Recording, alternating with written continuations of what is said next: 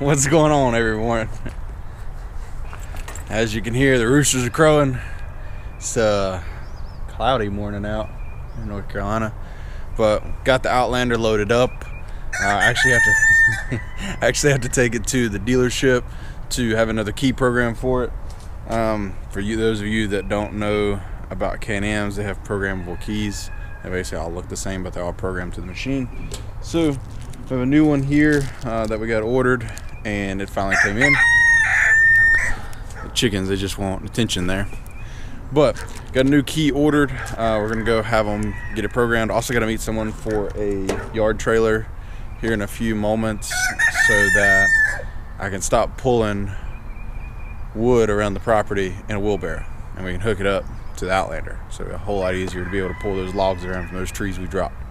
So we'll get on the road. We'll go get the yard trailer, go out to Can-Am Honda Sea-Doo of Clements, get out there, get them to get our key program. And I also got to check on a fuel filter for the Polaris. I don't think it's really going to matter because it's not like a Polaris part. We just need one because my other fuel filters that came in were this big, and the fuel filter that's on it is this big. So I don't know if it would keep the carburetor from flooding, but we're going to pick one up anyways if they've got it, and then we'll test them both. So stay tuned. We'll see you shortly.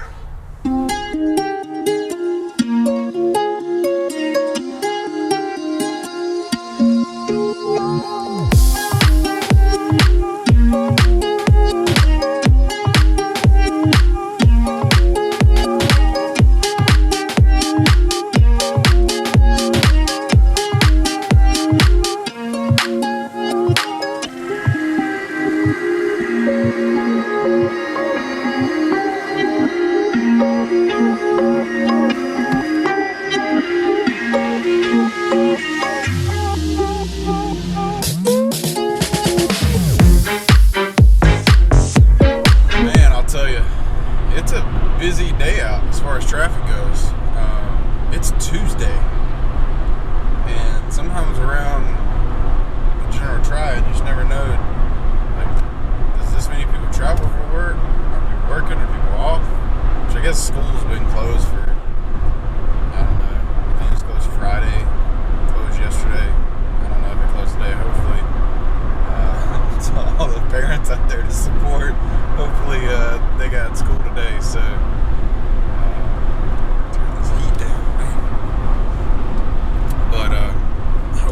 School today and help get them through the day. But again, you're just now tuning in. We got the Outlander in the back, if you can see back there on the trailer, taking it to the dealership to get a key program. Also, I forgot to mention earlier, there is a coolant hose leading to the rear head that I also need. I noticed it was leaking. I took it off, obviously where it pairs to, believe that is either some type of temperature sensor, or if it's just, I don't know, like a 30-degree angle mount mounts to the top of it that it plugs into. I don't know. I'm hoping they can give me some insight there. But basically it was really loose where it couples onto it. So I got another tension clamp, removed the old one, cut the hose that was on it, and then put another clamp on there, and it held up for a little while, but we rode it really hard whenever the snow hit, so it semi started leaking again. So I don't want to deal with a shorter hose and it being pressed up against anything, so we'll see if they have that in stock as well. And again, with that fuel filter for the scrambler, we'll grab that and we'll touch base back with you guys here shortly. Stay tuned.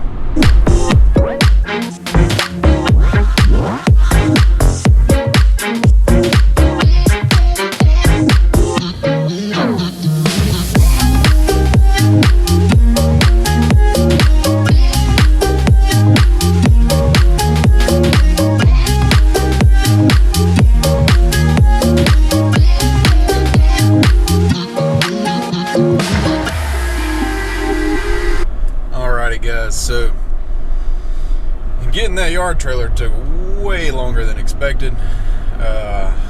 Finally on our way to Can-Am of Clemens since they moved out of Winston, and get there, get us some things. I forgot about handbrake glue, which we also also need, I took the grips off of the Polaris yesterday, and we'll kind of go through that in another video, but they're just too far weathered for years beyond saving, and I realized when I cleaned them up, they weren't red anymore, they were pink, even though the foiler's kind of pink, but it'll be red when I get done with it. So we're also going to see what kind of grips they might have. Get some grip glue, because I'm also going to do the ones on the Can-Am. I already got new pro tapers for that, and yeah, kind of go from there. So stay tuned. Again, that'll be in the next video, and we'll see you here in Clements here shortly. I'm gonna take this exit and cut around the backside, but if you can see it, the window tint and dirtiness, there we go. So that's where we're headed. Like I said, we'll get pulled in here up at the shop. I'm going to get that key program first and go check out some parts. In the world to park. Looks like we're going to the other side. So stay tuned, we'll be back with you. Alright, so we had to park in the most awkward spot ever. But got her parked up and go inside, get everything we need. Keys, phone, energy, and we'll be back with you. Alrighty, so we did get new key programmed. Got new grips for Scrambler and grip glue for all three machines, and they had to order my hose. Switch hands here. I had to order my radiator hose for the Can-Am as well, because there is a hose in the middle of it. It was about like 18 bucks, but it's going to take a few days to get in. So we'll get that and start getting machines ready, get home, get it unloaded, and be good to go. We tested our key here, double checked a couple things on the machine, and then also got some insight on the Scrambler, because I thought about just removing the fuel filter. And one of the guys was trying to say, he said, just try to replace your fuel filter, don't take it off just yet. He said, and double check your jets, obviously, but I've checked the jets like 4 different times, and who knows. So I'm honestly, because I've had the stock jets and stock jet and main and all that good jazz soaking for a few days now, that I might actually end up putting that setup back in there, because it actually ran with no issues. So we might put that back in there, do new gaskets, and go from there. So you guys stay tuned. We're gonna get back on the highway over here, get back home, get everything unloaded, and we will catch you guys next time.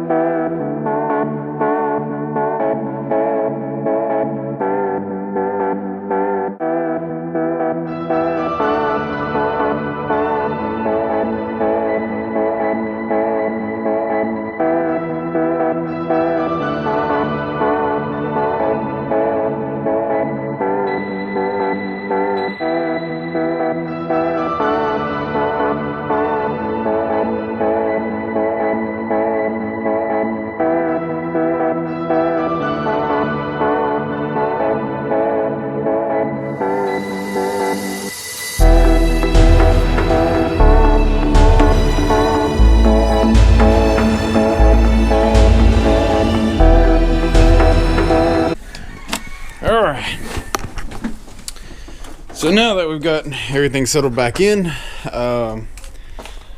again, this little bitty hose up under here is what's causing our issue on the other side. So I've got some napkins and stuff kind of tucked up in there for, as it does leak, because I don't want the dogs and stuff out here with antifreeze all over the ground.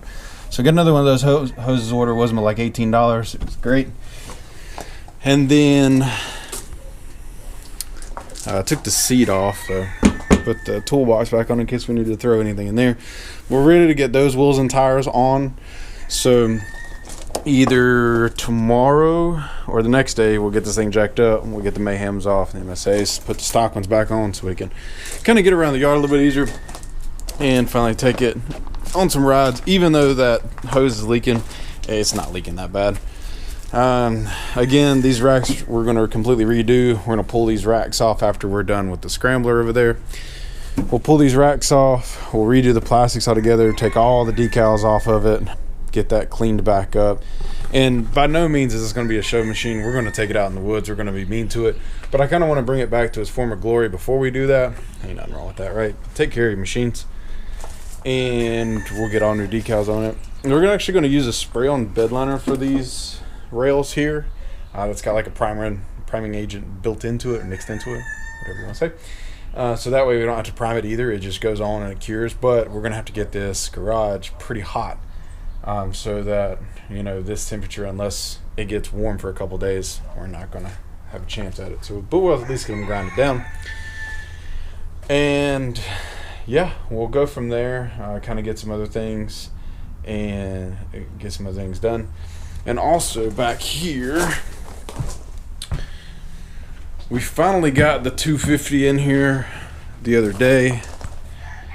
There she is. It's dark in here. You could barely see anything from the camera there. But I got the doors closed and the lights are off, so the lights plugged in. Gotta find out what's going on with the electrical system in here. But yeah, we're gonna get into the scrambler. I tried to pull the grips off here yesterday and tried to recover what was left of them. This is the one we didn't touch. The one inside just came out pink. So we just grabbed some new grips while we're up at the dealership today, some new red moose grips, so it'd be nice. Again, plastics on this one's going to get completely redone. Obviously this plastic's broken, but hey, what can you do for a machine that's, you know, 22 years old? Wow. So there is that, guys. We'll get this wood stove fired up and take you guys along for the journey. So definitely stay tuned.